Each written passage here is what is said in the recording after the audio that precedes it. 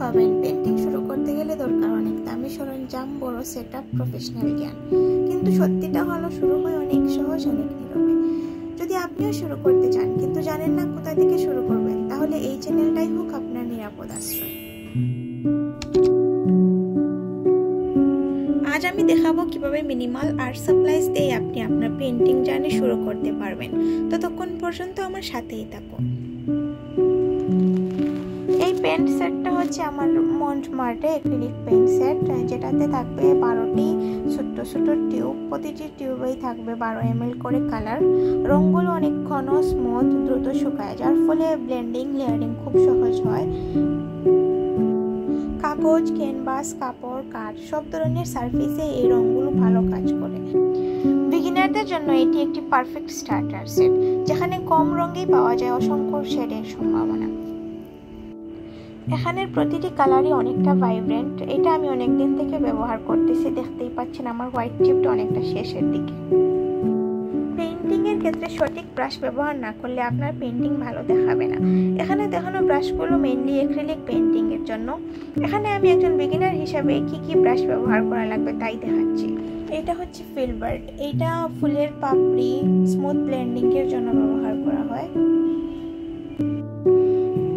এটা হচ্ছে dagger brush. এটা সামনের দিকে পয়েন্টেড ব্রিসেলগুলোর জন্য। পাতলা ও মোটা লাইন একই ব্রাশ দিয়ে আঁকা যায়।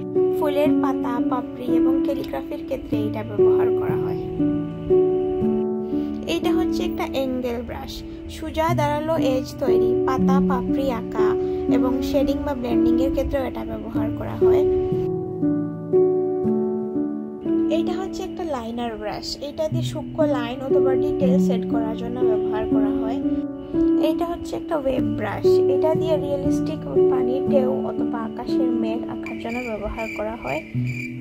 আসলে এই 4টা ব্রাশই আমার পুরাতন মেকআপ ব্রাশ। আপনারাও চাইলে আপনাদের পুরাতন মেকআপ ব্রাশ দিয়ে বানিয়ে নিতে পারবেন DIY budget friendly painting brush.